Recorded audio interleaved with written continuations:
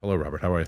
Great, man. Thanks for having me. I'm glad that you're here, man, because there was so much that I'd love to talk to you about, obviously. And I think that one of the things I really actually love about you is how honest you are about a lot of different things. Your time there, the fact that it's hard for you to watch yourself in general, hard for you to watch the show because of your relationship with Jim Gandolfini and all that. Yeah.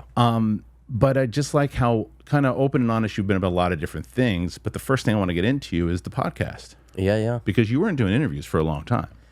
No, I went, when I was like 22, we finished Sopranos, and I kind of told my manager, like, leave me alone for a long time. Yeah, I just want to go. I just want to hang, because I started acting when I was 6. I didn't get Sopranos till I was 12. But I started acting when I was 6, and I think I was sick and tired of people telling me where to go, where to sit, how to cut my hair, what to eat, how to, everything. And I was like, I just want to do my own thing. So from 22 to 26, I didn't even speak to like my manager. I was just like, I'm done. Yeah. I'm out of here. I want to hang and and then I went to Vegas for like 2 weeks. And I ended up staying for almost 2 years. Wow, yeah. that's like 10 years. Right, exactly. And I was just partying, and I got it all out of my system. Now I've been sober for like 11 years or something. But I feel like it was a great thing that I just got that all out of my system. Yeah. I had a lot of pent up things I wanted to do. When you start working at 6 and you're missing all these things, and everybody, we're going over to this person's house, we're having a birthday party. And again, not to like Sopranos was the greatest thing that ever happened to me. I wouldn't change it for the world. But there's just, you have that mental thing as a kid where you're like, I want to do, when I was 14, I didn't really want to be, maybe at some kind of function with all these people and people shaking your hands. I wanted to be hanging out with my friends. I wanted to be a kid. Yeah, I wanted to be a kid. But I want to jump back to, I'm bouncing back and forth. I want to get back to the podcast because the chemistry that you guys have, the interviews that you guys are doing, what's the overall goal for it? Do you want to just keep doing it just so you can keep hanging out with Jamie, keep doing your thing? And because you're officially retired from acting, any chance you come back? I actually just did my first acting thing in a long time because so Tom Segura, who we do our podcast for, I don't know how much I could talk about, but he wanted to do something, and he's like, hey, could you do me a favor and act in this thing? And I did that for him, and now the show got picked up and whatever. So I don't know, I might do 2 or 3 episodes of that, but that was just it's just something that's fun and whatever. But did you catch the bug again?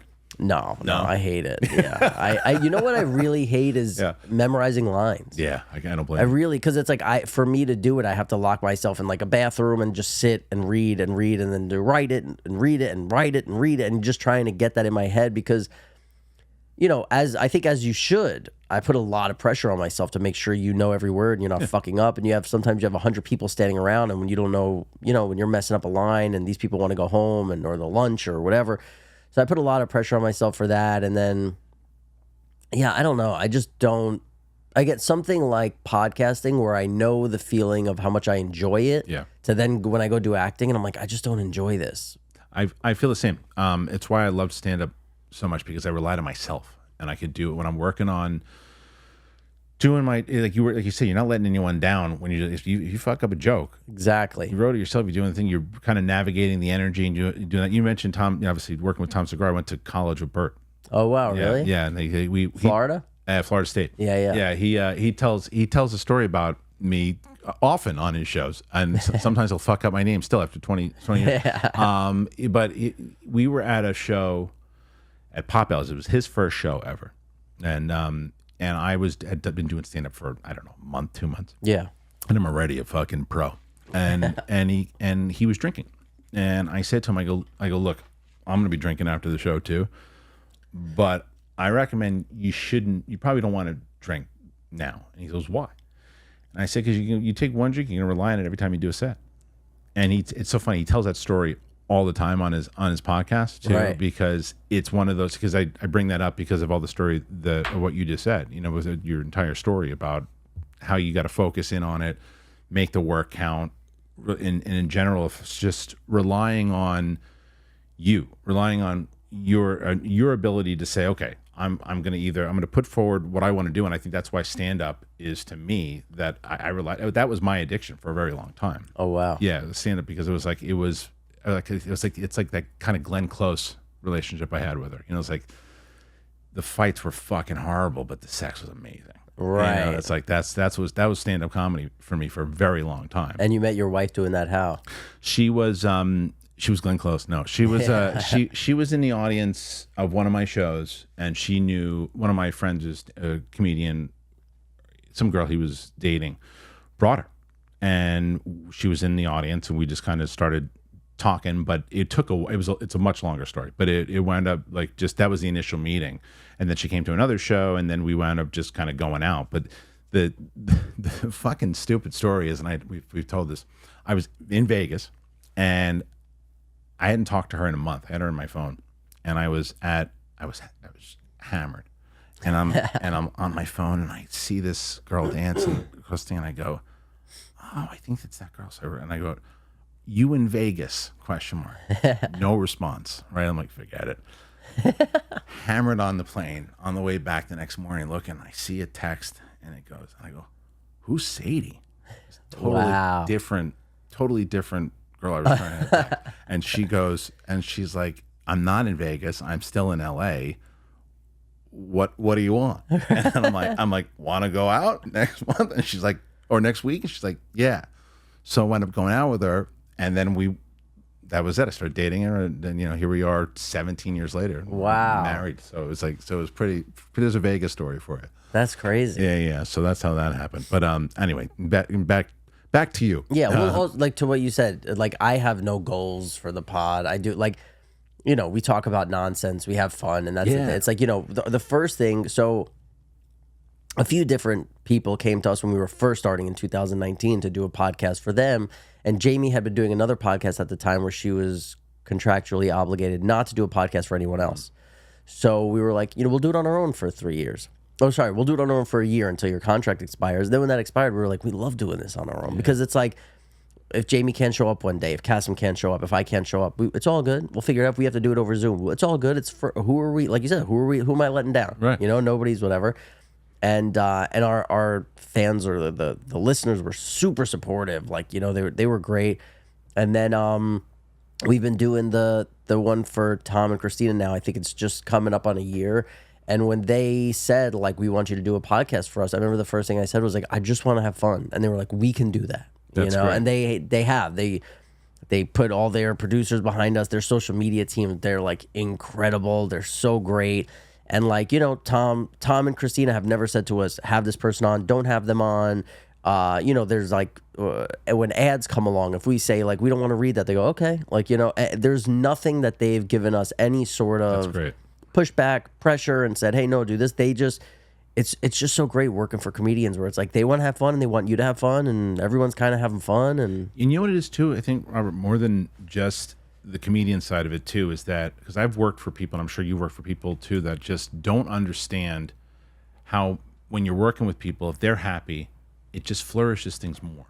It's when I'm more comfortable saying it now. I worked for Joel Silver for a while, and that company was not like that. There were some people who were, but Joel necessarily was not. Like, I remember there was a thing that we did for I can't remember which premiere it was, but I couldn't remember. Like, people were working really fucking hard, and it was like, okay, people got premiere tickets, but they didn't. But none of the employees got the party tickets, and it was like the one thing. And it's like, why? Because you wanted to give it to celebrity friends or wanted to give it to someone else too. And these are people who were working on the movie, and the company. I didn't really care. I was an assistant at the time. I was like, okay, I don't get in, but I was working really hard, and it was just like, couldn't give a shit about the people who are underneath. And it's like, if you care about people in general who you're working with, whether they're this level together, the way you just talk about Tom and the way you just talk about, it's like, this is someone who you want to work with because they want you to have fun, you want to have fun, and that helps your business. I see your clips all of the time because of his social team, the way he's working, and that makes you want to do it because you can go in there and you just have a good time. You're talking and you don't feel like,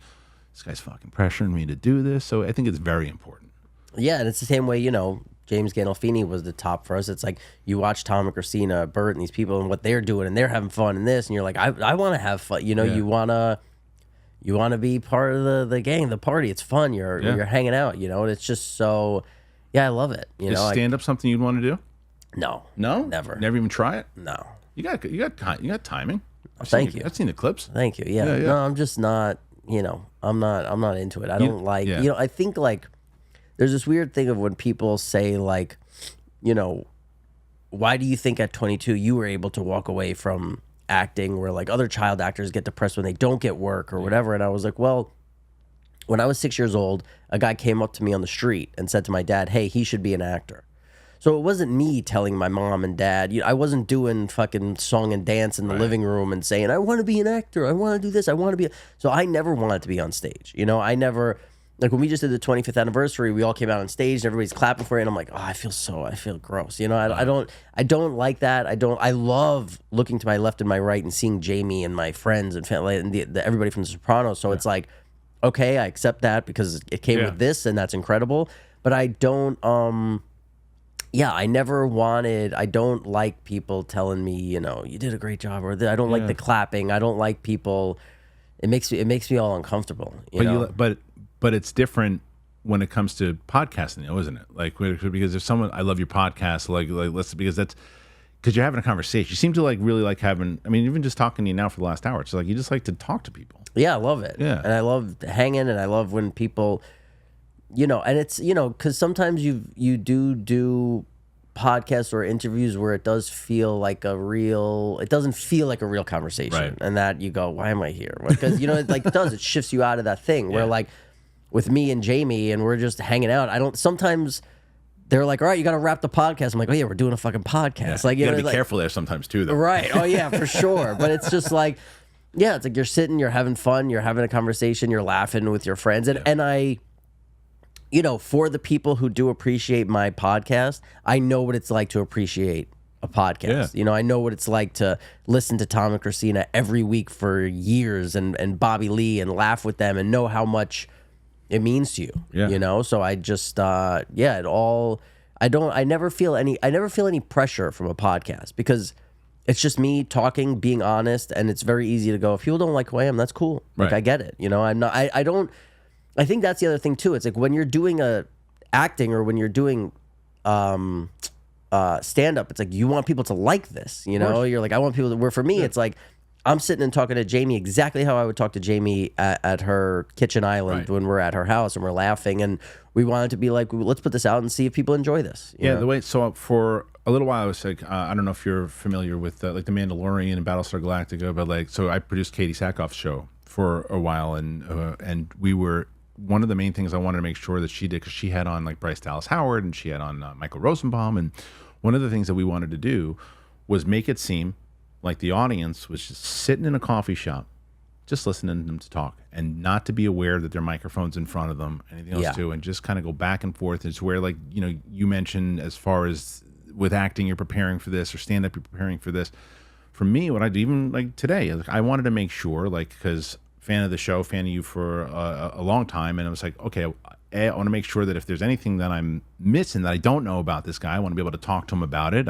Certain things, I'd like to do the research on it, but that's also because that gives me more of stuff like, oh, that'd be fun to talk about too, because that's a conversation where, you can see though too, like even watching your podcast, I'm like, oh, I know, because I've been doing this long enough. I'm like, this is going to be an easy conversation. This guy likes to talk. Same with me. I just can bullshit, and we could do this for a bit. Right. Exactly. Yeah. And you forget. You're like, oh yeah, there should be some kind of structure here. I guess. Right. Like, you know, you're like, oh yeah, there has to be. But it is, because sometimes we have people on the podcast who we don't know, and you're like, oh, how is this going to go? Where it's like, I love having our friends on, because then it's like, you don't have to worry at all. Like, I don't have to do the research if I want, if I do, you know, It's just like you just get to vibe and riff. And I love those shows too, but I will say there's something fun about the idea of going into the unknown. Like today, I mean, I can guess that I think that we're going to have a good conversation. I was right. But I can also, I like the idea of like, I don't know this person. Yeah. I want to know this person. I want to learn. So now, you know, I'm in Austin. I see, hey, Rob, remember the conversation we had? How you doing? How's everything going? How's the podcast going? We have shit to talk about. Of course, yeah. That to me is why I like doing this, because it's one of the things I respond to. For Fandango, I used to have to go to these junkets, and they'd be like, oh, you get 3 minutes with the person. I'm like, what the fuck am I going to talk to somebody for 3 minutes? I'm like, 3 minutes to get one question, or if I got 6 minutes, one of the reasons I couldn't do it anymore, because they'd be like, all right, here are the questions we want you to ask. I'm like, oh, because a lot of times these people sit in the room and they go, yeah. Oh, interesting. Definitely. And they're not listening. They're just thinking about the next question that's on the card. And it's like, course. that's why long form it's the shit.